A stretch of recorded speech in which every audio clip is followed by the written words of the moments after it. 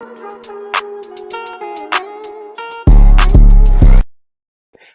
hello, hello. Welcome to another episode of Ball Over Passion. I'm your boy at GeorgeV_AFC. We are back again with the preview, not another preview, but the preview, the one that everybody loves to see, that everyone loves to hear about because, it's the big one. It's the North London Derby. It's the one where you get to see us talk about drunk driving to a whole new degree.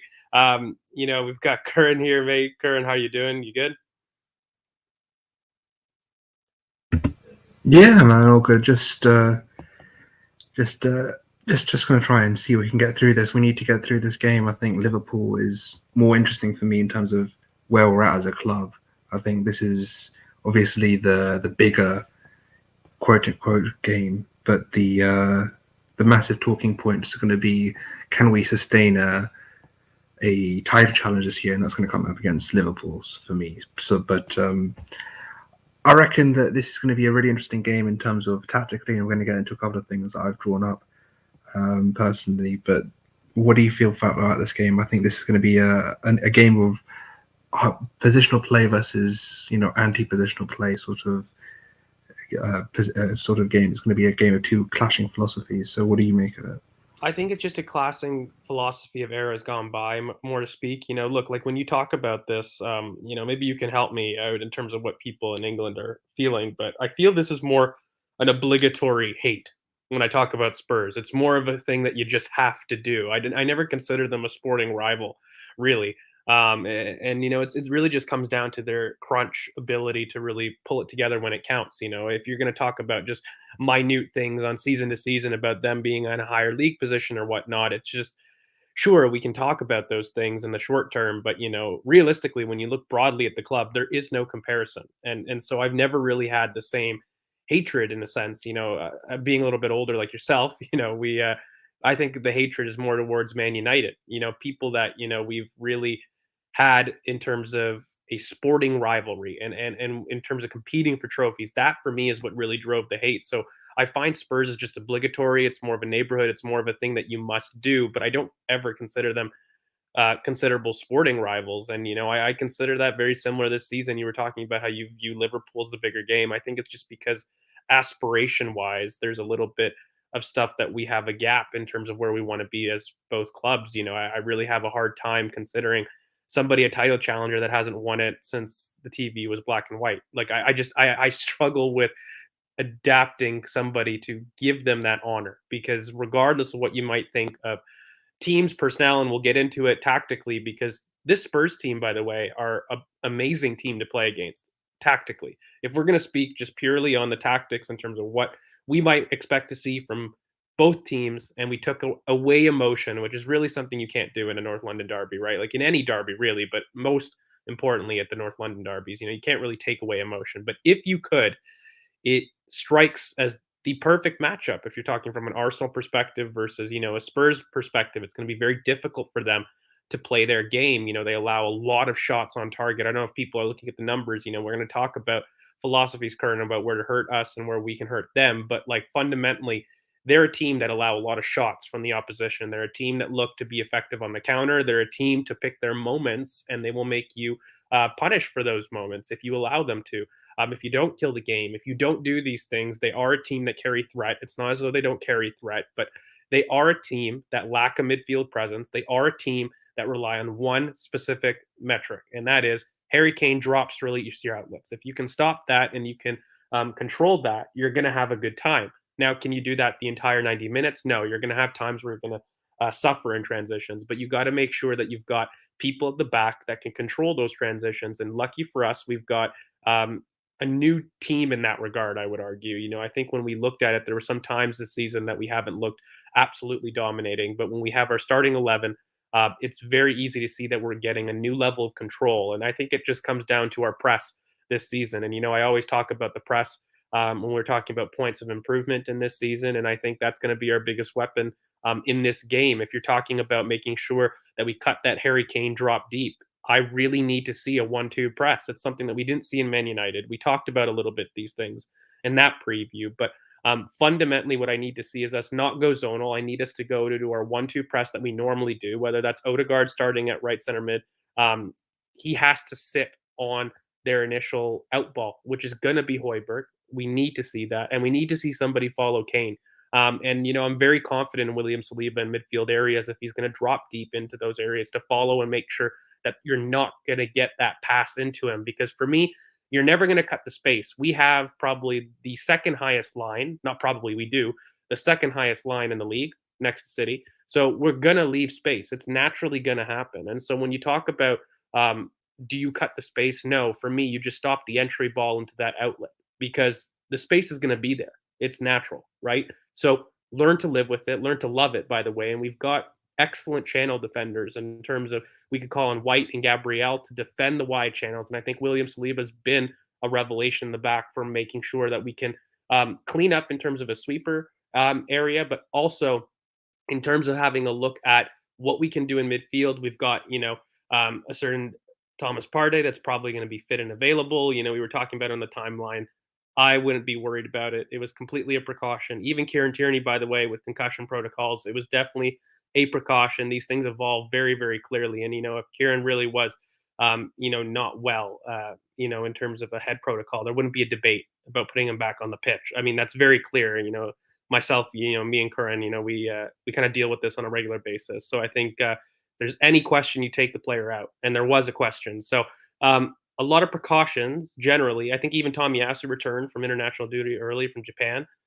So I just think it's the club being a little bit more proactive and being a little bit more alpha in terms of how we're going to be controlling our fitness of our outgoing internationals, especially as we get a little bit better. But Curran, I wanted to basically ask you, in terms of the narrative for the game, it's almost as though that we've seen this story before, right? Typically, the home team wins in the North London Derby, and that's because we know what each team is going to do. Arsenal's going to look to dominate the ball. Spurs, especially under Conte, they're going to look to spring counters. They're going to look to try to feed Harry Kane inside, who's going to spring out Son, and Kulusevski, who has had given them a little bit of a second option between the lines. It definitely has helped them, but they still lack a huge gap in the middle of the park. And so I'm going to ask you, what do you think is the biggest tactical thing to look out for Spurs? And then we can talk about drunk driving and all the fun stuff that everyone came for. Look, the main thing in terms of tactics is, you mentioned already the counters, but the thing is, what Spurs do very well is they control central areas. They try to funnel things out wide. Their press is always funneled, is geared towards, basically, they allow they allow opposition centre backs to have the ball, and their press is orientated in the centre of the pitch, i.e., their press is orientated towards the central midfielders, and they'd like to basically control that central area of the pitch. That's where they like to do their work in terms of pressing. So what we're going to have to do is, if we're going to play through them, we've got such great wide outlets in terms of Bukayo and with Martinelli. I think wide is where the space is going to be, and it's always going to be there. So the other thing we have to look at, I've done a couple of things. So if we look at their press structure, you can see their overloads. They try to overload the striker, so they go 2v1 versus the striker. They try to go mention one but not with the centre backs, but with the central midfielders, and they leave as you can see, there's 2v1 out wide in both sides. So if you're going to look at what we have our best outlets are out wide, so the space in between the centre back and the full back is going to be key, and it's going to be so crucial to be able to use that outball from Ramsdale to Bukayo, Ramsdale to Martinelli, to really basically take them unaware, make sure that they we punish them in wide areas. I think that's the main talking point for this game. If we can punish them in wide areas, we're going to be winning this game quite comfortably. In terms of what they can do to us, obviously you mentioned the transition pace that they have, and obviously they have the likes of Son and Kulusevski, Richarlison if he plays. They have players that can basically run past Harry Kane, who can turn and be a playmaker, make them free those runners. But what we have is we have two extremely fast, extremely physical centre backs, and we also, in wide areas, we have Kieran Tierney if he's playing, or Zinchenko, not as much. Aware set of fullbacks on the left, and we have good transition control defenders on the right, as in Tomiyasu and White. So the issues for me is keeping switched on. don't let them get in behind. If they do go behind, that's fine. But the issue is, for 90 minutes, you have to make sure that you are on Son, you are on Kulusevski or Richarlison, whichever the two of those are playing.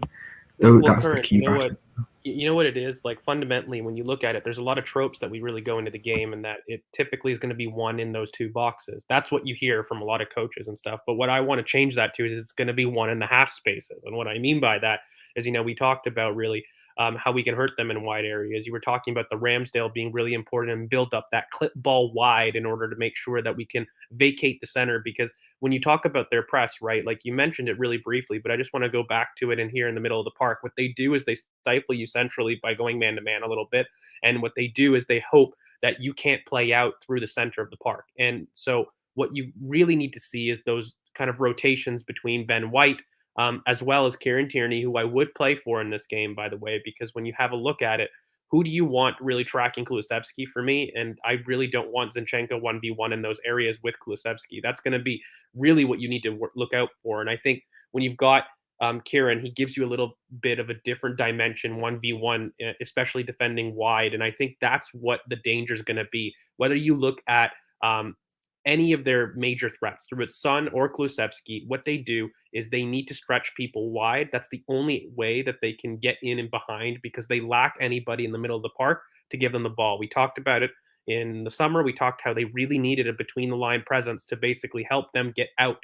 And they don't have it. They don't have somebody, bar Harry Kane, who's going to drop deep and try to attempt to do this for them, that can release them, that can release the ball for these two inside forwards that are very good, that are very potent, and do regularly cheat XG. And so it is a threat. But if you don't have anybody to give you the ball, then I think you're basically cutting off somebody at the knees in that aspect. So we need channel runners. We need people that can defend both wide as well as in the half spaces. And so Kieran Tierney for me is going to be very important in terms of defending that secondary option, which is Kulusevski, because we all know that Harry Kane is going to be the issue. We all know that Harry Kane is going to be somebody that they look to use, but Kulusevski is a really important secondary playmaker for them, and he's somebody that kind of drops in that little half space to basically give Kane a little bit of help. But it's not often. And so I think for me, we have to make sure that our 4-4-2 press that we typically employ, and I've talked about going 1-2 earlier in the stream. That just means basically putting somebody on Højbjerg, who is basically their only deep progressor. And then, I really hope that Romero plays, because I think Romero is a very rash center back. I think it's a center back that we can get at. He's kind of going to be a build-up pressing trigger for us. And so I really want Martinelli to be on the front foot, and I want to basically release him in a sense. And to do that, you basically need somebody that's going to be a big space runner behind him to ensure that, Kulusevski, when he does drop, is going to be followed. And I trust Kieran Tierney a lot more than Zinchenko. I'm going to go to you, Curran.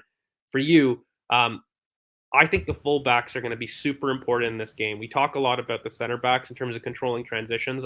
A lot of people want to mention Saliba, Gabriel, and for good reason. I mean, they're going to be important. It's not that they're not going to be important. But for me, when you look at these things, Son and Kulusevski are very predictable in how they receive. Son is going to be wide. He's going to go out to in. He's very rarely somebody that likes to drop in and receive on the half turn and turn. That's Kulusevski game. And so it's very, very simple, where basically on the right, what you're going to get is going to get somebody that's going to want to drop deep, and then you're going to have somebody on the left that's going to want to spread the pitch. And so for you, what's the most important battle, most important 1v1? Because we talked about the press over here, and then we can kind of go really quickly into your kind of 3v2 long ball situation. And, is this kind of the biggest tactical battle that you see us having to overcome in terms of their threat? And then we'll maybe transition to kind of what we have to face against them. Like for me, I think the biggest in terms of 1v1 duel, I think for me would be Partey versus Kane. I think that's going to be crucial. I think we're going to need him to be able to track runners in transition, because what Kane does is his ability to be free in central areas for those knockdowns. So we're going to need Partey to be able to, track him in transition. As you can see here, the centre midfielder is the one who's on him.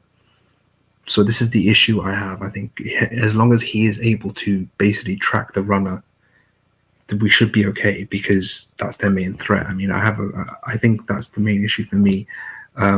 Obviously, the wide battles in terms of Saliba versus Son, I think, is very crucial as well. But for me, I think having Thomas there to basically, if we lose the ball, to get to the center circle, contest that ball, get it out of his feet, and basically recycle possession, I think is so crucial for us. Yeah, no, it's gonna be interesting because we there's a lot of battles to talk about, but fundamentally, again, you mentioned Saliba, and I think he'll be more in a recovery space role. I actually think Ben White is going to be huge.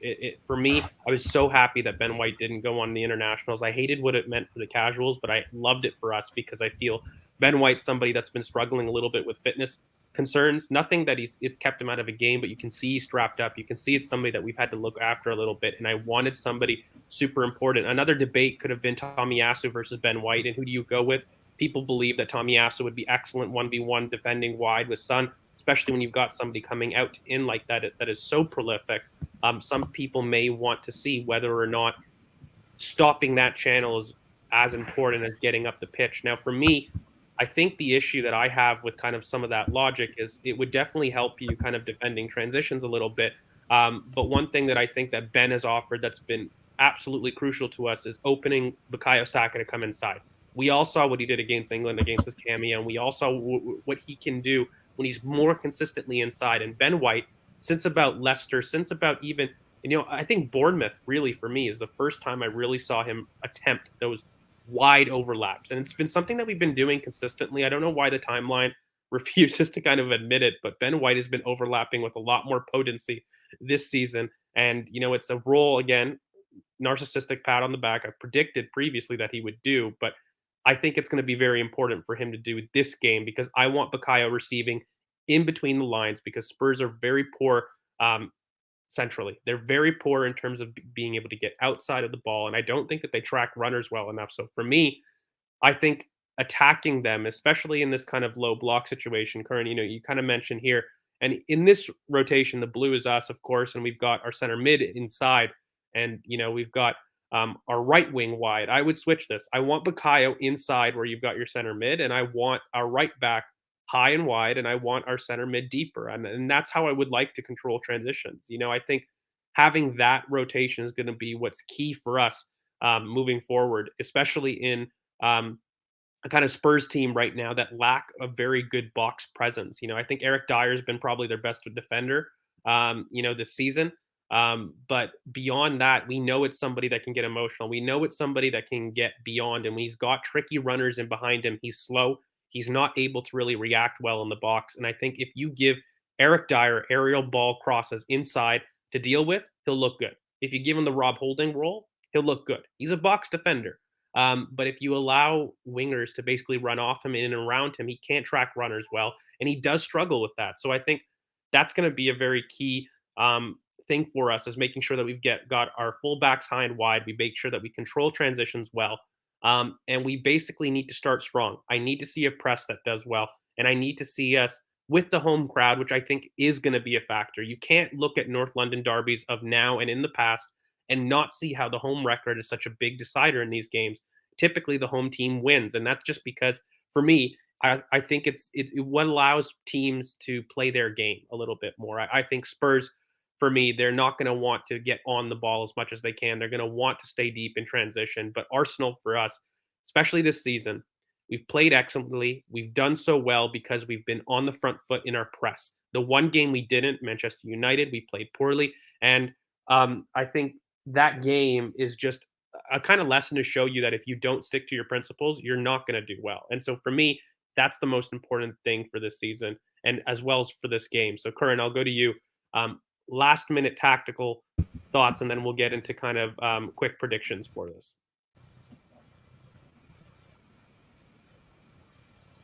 Yeah, I mean, in terms of tactically, what we can do to hurt them, because I don't think we've talked about they can do a lot. I think what we can do is we've said a lot against these three back teams. The space between the fullback and the wide centre back, I think, is so crucial for our game against three of the back teams, where we've done so well against them the last 12 months. It's so crucial that we exploit that space because there's a gap there, and being able to run out to in like we do with our runners is so it's basically a cheat code against that kind of team. I also think we need to pack the centre, as you mentioned, but I think there's going to be chances in terms of between the two lines of their block just to see get some space, get some runners in, get some space, and be able to get runners off the ball to make those runs in behind their line. And if you look at their back line, it's not the quickest. Romero is the only real quick one. I think Dyer is quite slow. Sanchez isn't exceedingly quick. Don't think Davies is either. None of them are exceedingly quick. I think there's ability just to just outpace them, outrun them. I do think that we're going to have a majority of the ball. I think that we're going to have the ability just to sit back, not sit back, but just be able to sit back in terms of being able to just control the pace of the game instead of having to try and force it. I think we're going to be able to control it quite easily. I watched Leicester then play Leicester, and Leicester were the better team. It's just that they aren't good enough to control the game. They got caught in transition. They got caught by Son going crazy, and that's what we can't allow. We can't allow him to give him space and time to just be Son and put the ball in the back of the net. We have to really clamp down on him. The other thing is if you look at tactically, if you look at, for example, where they create their chances, if you look at, like, for example, I'll give you just a prime example. You can just see that there's abilities here just to. It's not just knockdowns from transition. You can have knockdown from settled play as well. So there's an ability. You have to watch Kane in not only in transition but also when they have the ball and they're trying to advance the ball through the pitch. They have the ability just to put it on his head and he can knock down the ball. There's a lot of different ways they can use him. It's not just in transition. So he is going to be so crucial to keep an eye on. Yeah, and just don't be stupid. We need to just don't be ill-disciplined, no silly fouls, no crappy penalties. Just have a professional performance. Just a nice professional performance, no drama. Just get through it and get to Liverpool. I mean, this would be nice. A repeat of last year, 3 up in 35 minutes. I think everybody, shock horror, amazing tactical analysis. Don't be stupid and get 3 up inside 30 minutes. I think that is definitely the message that we're going to be sending. But yeah, no, let's get into predictions, guys. Looking out. We've done the due diligence of the tactics. Now we can talk about people that have their driver's license full time and haven't been taken away from them. Okay, we can talk about predictions. We can talk about what's likely to happen. And when we look at it, I don't see an issue here really much. I think when you talked about transitions, Curran, and you talked about the ball into Kane, I agree with you. I think he's their linchpin. He's going to be key to us getting something out of this game. You mark him out, you beat Spurs. It's really that simple. And so for me, when I have a look at it, I'm going to go first. I'm going to go 3-1, my typical score line. Any BoP regulars know I love me a 3-1, and I love me a 3-1 during the North London Derby. And I think it's very likely that, we do start well. I don't know if we go 3 up in 30 minutes, but I do think we blitz them. I do think they can't handle our press. And I do think, I think getting into the start, this might be something to talk about in terms of whether or not players might be passive. But I really think the emotion of a North London derby kind of takes this away. When you get to it, I think our home crowd have been absolutely immense this season, by the way. It's been one of the best. We normally are very good at home. Let's be real. I don't understand this logic that we're a library. We really aren't. I think at home we've been kind of formidable. And, I think everyone's going to be riled up for this game. Not that you need to, but when you look at it, I think us starting strong is going to be key. I think we've had a lot of players that, we've been able to kind of nurse back a little bit. And it's going to be a good game for the neutral for sure. But I think there's going to be goals. That's one thing that I do think. I think that despite Conte being a little bit negative in his approach, I do think that we're going to look to have goals. I do think that we're going to have a press. I think Mikel will want a statement win for us, especially in terms of on the ball performances. I think if we press well, there's really no chance for us to lose this game. So I'm going for the typical 3-1. Chris, unfortunately, had some issues with his internet, so he's going for a tight 2-1 win to us. And then, Curran, I'll take it to you, mate. You've gone for 2-0, a big clean sheet. So what are your thoughts there? I just think that we have the ability to shut them out this game. I understand the 2-1, the 3-1, but I think just unless something insane happens, like a penalty or something like this, I really do think this is a game where we can shut them out. I don't think there's a game not more confident before, but in terms of being able to keep a clean sheet, I think this is one of the games where I think we can. I think they're very much dealing in moments at the moment. Spurs, they're not really dealing in sort of being able to put together performances, and I think if we can deny them those moments, we can quite easily get a clean sheet. I do see us scoring two. I think probably Jesus and Saka. I think that if I'm not mistaken, Jesus' record against them is crazy as well. Like It's he loves incredible. scoring Them against. and Liverpool, ironically, the next two Yeah, games, he has an so this is the excellent thing. record. I'm looking forward to seeing how he does against them. I think he has a goal in him, and you were mentioning before about Bukayo being a bit more inside, and we saw that against Germany just last night. In terms of being able just to run at players, get through the lines, and get the ball to Mount who scored. And I think something similar you can do for Jesus and maybe even get a goal himself. So I'm looking forward to this. I think there is going to be something happening in terms of a big controversy. I don't know what it is, but I just don't. My gut just says just 2-0. Just we're not going to To be concede fair, this with game. controversies, we've got Anthony Taylor, who, look, I don't think refs. There's this perception that refs don't do well against us, but Anthony Taylor's not too bad for us. No, he's not. I'm He's more all right. afraid of Jared Gillard at VAR, but Anthony Taylor's not too bad for us. And yeah, look, guys, I think it's going to be really, really good. You guys in the comments, you let us know what you think your score predictions are. I'm seeing a lot of 5-2, which would be fun. 2-0. And look, I don't refute anything, but I will say I have this big problem with fans that are pessimistic because they fear result. I have a big problem with fans not looking to talk about the benefits of a team and the cons of a team. When you go into these things, there's always this preface of an emotion, okay? And there's always this preface of potentially understanding if things don't go to plan. I understand that. But really, when you look at it, there's not really many ways that Spurs can hurt us. And one thing that we haven't talked about, and I just wanted to close it off with, is Nicholas Jover. We are the most potent team on set pieces. Spurs are not good at set pieces. And so it's something to definitely look out for. You mentioned Jesus and Saka. I do want to add Gabriel, and that's the big Gabriel. I think that he's going to have a part to play in terms of set pieces here. And I do think that we get a set piece goal as well. It's something that I don't think that they do well. They don't track runners inside the box, and especially with our kind of near post routine we've talked about here on BoP, I really think that's going to be a method. They really just rely on Dyer to zonally bail them out aerially, and I think that they're not going to be able to handle our movement. I can really see a knockdown goal a la Saliba or a knockdown to the back post and someone just taps in. Like I can just see that goal happening. But guys, thank you so much for sticking with us.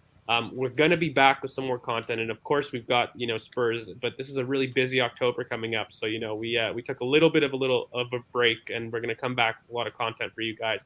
So thank you so much for tuning in, guys. Hopefully we can sign out with a really big statement win, because I think this is what this team needs, and it's what it's deserved. I believe the saying goes, "I think I deserve." Yes, so I think it's going to happen. Thank you so much for sticking with us. Make sure you guys like, comment, subscribe. You hit the bell for notifications to know when we do upload. For all the boys' socials, we've got them here. So at GeorgeV_AFC. Curran, you can find him at Curran BoP. And then you can find Chris at CKFTBL. That's at CK Football.